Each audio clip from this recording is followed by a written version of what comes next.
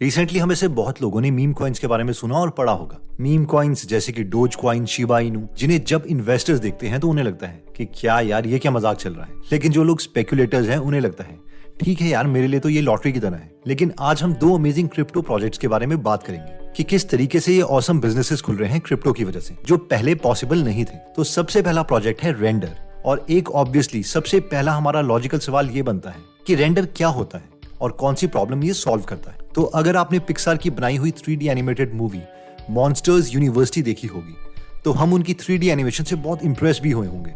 लेकिन क्या आपको पता है कि इसका सिर्फ एक फ्रेम की एनिमेशन को रेंडर करने के लिए, यानी कंप्यूटर के डेटा को एक्चुअल 8K क्वालिटी वीडियो बनाने के लिए 24 घंटे लग जाते हैं। I mean 24 घंटे सिर्फ एक फ्रेम के लिए। तो हम में से कई लोग सोच रहे होंगे कि क्या सर ऐसे थोड़ी ना होता है, एक सेकंड में तो कम से कम 24 से 30 फ्रेम्स होते हैं, और अगर हमें 100 मिनट की भी 3D एनिमेटेड मूवी बनानी है तो इस हिसाब से तो हमें 100 साल लग जाएंगे सिर्फ रेंडर करने के लिए। और यही तो एक प्रॉब्लम है। पिक्सार जैसी एनिमेशन कंपनीज के पास ये काम करने के लिए 2000 मशीन्स हैं, और वो भी 24,000 कोर्स वाले GPUs की, यानी ग्राफिक प्रोसेसिंग यूनिट्स की, जिसकी वजह से इनके पास टॉप 25 सुपर कंप्यूटर्स में से एक सुपर कंप्यूटर है। लेकिन इसके बावजूद पिक्सार को मॉन्स्टर यूनिवर्सिटी मूवी रेंडर करने के लिए 2 साल लग गए थे।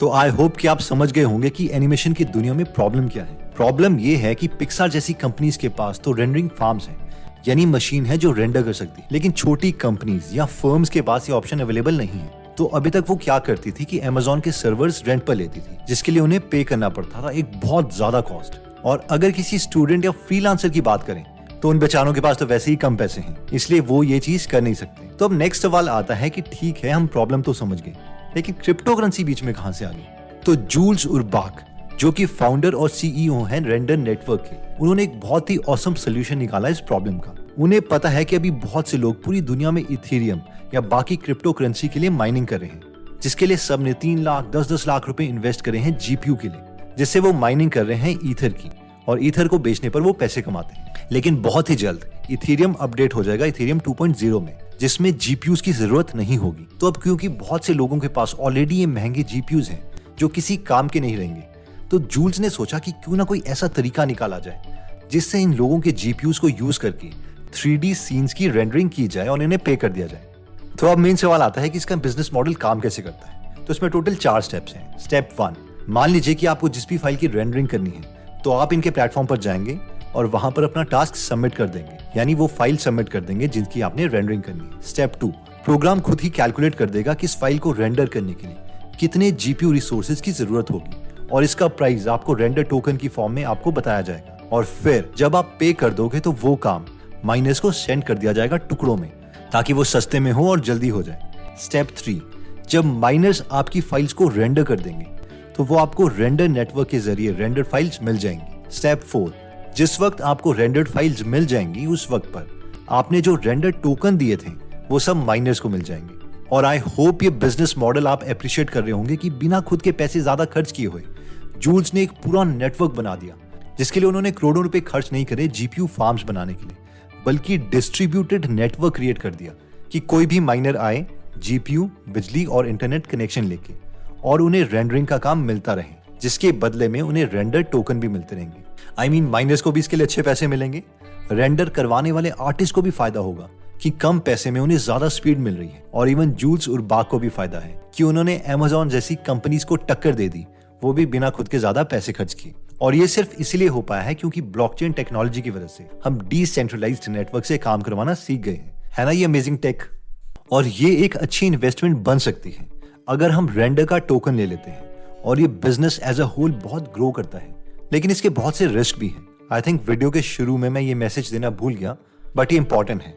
तो मैं आपको ये बताना चाहता हूँ कि I am not a financial adviser, और ये सारे थॉट्स बस मेरे हैं, और क्रिप्टो में इन्वेस्ट करना बहुत रिस्की हो सकता है, इसलिए खुद की ही रिसर्च करके कोई स्टेप उठाएं। अब नेक्स्ट सवाल जो हमारे मन में आ सकता है वो ये है कि इसका फाउंडर का बैकग्राउंड क्या है। तो Jules Urbach is a genius in computer graphics, streaming and 3D rendering. इन्हें इस इंडस्ट्री में 25 साल का एक्सपीरियंस है।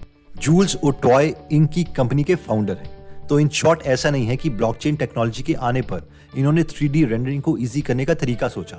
ये पहले से यही काम कर रहे हैं, बस ब्लॉकचेन में इन्हें ये मौका मिल गया कि ये सस्ते में और ज्यादा 3D रेंडरिंग करवा सकते हैं। इनका जो स्टाफ है वो भी इन्हें इनकी फील्ड का बेस्ट मानता है। Being said that render network के रिस्क भी बहुत है, अगर बहुत से लोग माइनर्स बन गए लेकिन इनके पास इतने ऑर्डर्स ही नहीं आए ताकि हर माइनर को काम मिल सके, तो सप्लाई ज्यादा हो जाएगी और डिमांड कम, जिसकी वजह से रेंडर टोकन का प्राइस गिर जाएगा। सेकंड, जैसे कि चाइना में माइनिंग बंद करवा दी गई है, अगर बाकी देश की गवर्नमेंट्स माइनिंग बंद करवा देती है तो भी पूरा बिजनेस फेल हो सकता है। थर्ड, अगर अमेज़न या बाकी बड़े प्लेयर्स किसी तरह और अच्छे रेंडरिंग फार्म्स बना देते हैं और प्राइस को सस्ता भी कर देते हैं और अपनी प्रोसेसिंग को फास्ट भी कर देते हैं, तो इन्हें कम ऑर्डर्स मिलेंगे और फाइनली ये बिजनेस ग्रो नहीं हो पाएगा और इन शॉर्ट रेंडर टोकन की वैल्यू कम हो जाएगी। पर जो भी हो, इस तरह के क्रिप्टो बिजनेस मॉडल्स मुझे बहुत इंटरेस्टिंग लग रहे हैं जो रियल वर्ल्ड प्रॉब्लम को सॉल्व कर रहे हैं। बेशक ये पर्टिकुलर प्रोजेक्ट चले ना चले, लेकिन टेक्नोलॉजी इंप्रूव तो हो रही है और बहुत से इसी तरीके के अमेजिंग बिजनेसेस खुलते रहेंगे। तो एक प्लेटफॉर्म है जिसमें हम ऐसे क्रिप्टो रिलेटेड बिजनेसेस ढूंढ सकते हैं, जो कि है कॉइनस्विच कुबेर, जो कि इस वीडियो में हमारे एजुकेशनल पार्टनर भी हैं। कॉइनस्विच कुबेर में हमें 85 से ज्यादा क्रिप्टो करेंसीज मिल जाती हैं, जिनमें हम सिर्फ 100 रुपए से ट्रेड करना स्टार्ट कर सकते हैं। कॉइनस्विच कुबेर का यूआई बहुत ही सिंपल है, जिसे यूज करना कोई भी आसानी से समझ सकता है। इस प्लेटफॉर्म में 1.5 करोड़ से ज्यादा यूजर्स रजिस्टर हो चुके हैं। अगर हम क्रिप्टो के बारे में और जानना चाहते हैं तो हम इनका यूट्यूब चैनल कॉइनस्विच भी सब्सक्राइब कर सकते हैं। तो अगर आप इस एप्लीकेशन में इंटरेस्टेड हैं तो इसका लिंक हमने डिस्क्रिप्शन और फर्स्ट कमेंट में दे रखा है और उसमें साइन अप करने पर हमें 100 रुपीज का बिटकॉइन भी फ्री मिलेगा और अगर हम अपने फ्रेंड को रेफर करते हैं तो भी हमें 100 रुपीज का बिटकॉइन मिलेगा। क्रिप्टो इन्वेस्टमेंट्स कॉइनस्विच ने बहुत ही ईजी बना ली है और कुछ नए कॉइन्स भी लिस्ट हुए हैं रिसेंटली। आप जाकर उन्हें चेकआउट कर सकते हैं कॉइनस्विच कुबेर में। ऐसा ही एक और अमेजिंग बिजनेस मॉडल जो खुला है उसका नाम है हीलियम। जूल्स ने तो जीपीयूज को यूज करके अमेज़न क्लाउड जैसी कंपनी से पंगा ले लिया, लेकिन जो अमीर हलीम है वो लोगों को 5G नेटवर्क देना चाहते हैं क्रिप्टो और ब्लॉकचेन की मदद से। अब हम में से कई लोग बोलेंगे 5G, अभी तो 5G वैसे ही बहुत से देशों में नहीं आया है, तो 5G तो इनका फाइनल गोल है।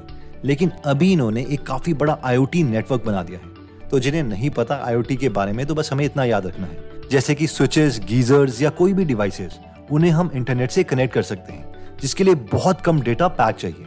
तो अब इन टाइप ऑफ डिवाइसेस को हमें पूरे देश में लेके घूमना है। तो हमारे पास 2 तरीके हैं, या तो हम इन सब डिवाइसेस में सिम कार्ड्स डाल दें ताकि उन्हें इंटरनेट कनेक्शन मिलता है, क्योंकि IoT डिवाइसेस को बहुत ही कम डेटा चाहिए होता है ट्रांसफर करने के लिए और सिम कार्ड का खर्चा पर डिवाइस बहुत ज्यादा है, इसलिए इस तरीके को स्केल करना मुश्किल है। लेकिन जस्ट सपोज कि आपको पूरे शहर में एक इंटरनेट कनेक्शन मिल जाए, वो भी बिना सिम कार्ड के, और वो भी बहुत बहुत सस्ते प्राइस पर, तो IoT के बड़े बड़े प्रोजेक्ट्स हम बना सकते हैं। और यही काम किया है हीलियम ने। इन्होंने बेसिकली हम जैसे कॉमन लोगों को कहा कि तुम हमसे एक हॉटस्पॉट खरीद लो, एक इंटरनेट कनेक्शन ले लो और बहुत ही कम बिजली ले आओ, यानी इन शॉर्ट इस नेटवर्क के माइनर्स बन जाओ और उस हॉटस्पॉट को अपने घर में लगा के हम लोगों को इंटरनेट कनेक्शन दे सकते हैं, जिसके बदले हमें हीलियम के HNT टोकन्स मिलेंगे।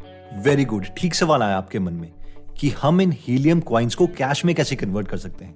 इन शॉर्ट लिक्विडिटी कहां से आएगी। अब जैसे कि हम एयरटेल या जियो की रिचार्ज करवाते हैं, वैसे ही अगर कोई कंपनी हीलियम नेटवर्क से सब्सक्रिप्शन लेती है अपने IoT डिवाइसेस के लिए इंटरनेट कनेक्शन लेने के लिए, तो इसके लिए उसे डेटा क्रेडिट्स में पे करना पड़ेगा, जो फाइनली HNT टोकन को बर्न करवा के आएगी। वैसे अगर डेटा क्रेडिट्स को हम भूल जाएं तो बस ये याद रखना है कि इसमें भी यूजर को HNT, जो कि हीलियम का टोकन है, उसे खरीद के ही सर्विस लेनी पड़ेगी।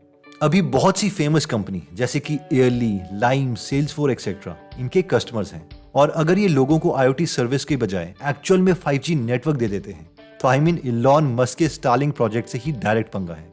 और हीलियम के एक्चुअल में बहुत से लोग हॉटस्पॉट खरीद रहे हैं और माइनिंग कर रहे हैं, यानी नेटवर्क कवरेज प्रोवाइड करवा रहे हैं। तो अगर मैं दोनों बिजनेस मॉडल के ओवरव्यू की बात करूं तो बेसिकली हो ये रहा है कि कोई कंपनी आ रही है, वो लोगों को बोल रही है कि हाँ जी, हमें अपने रिसोर्सेज दो, जिसके बदले में तुम्हें टोकन मिलेंगे, ये रेंडर या हीलियम के कॉइन्स।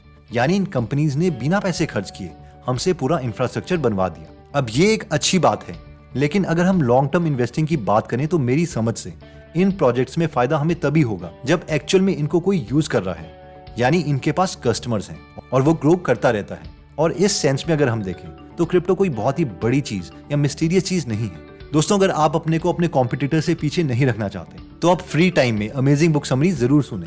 अगर आप फ्री में हिंदी में 170 से ज्यादा बुक समरी सुनना चाहते हैं तो आप गीगल एप्लीकेशन डाउनलोड कर सकते हैं। ये एप्लीकेशन दोनों iOS और एंड्रॉइड में अवेलेबल है। अगर आप हमारी मेहनत देखना चाहते हैं तो एक बार इस एप्लीकेशन को जरूर डाउनलोड करें, ना पसंद आए तो अनइंस्टॉल कर दीजिए। एनीवेज, इस ऐप का लिंक हमने डिस्क्रिप्शन और फर्स्ट कमेंट में दे रखा है। एनीवेज दोस्तों, अगर आप ऐसी नॉलेजेबल वीडियोस मिस नहीं करना चाहते तो सब्सक्राइब करने के बाद बेल का बटन दबाना मत भूलिएगा। आप कमेंट करके ये भी बता सकते हैं कि आप नेक्स्ट वीडियो किस टॉपिक पर चाहते हैं। जल्दी हम आपसे दोबारा मिलेंगे। जय हिंद।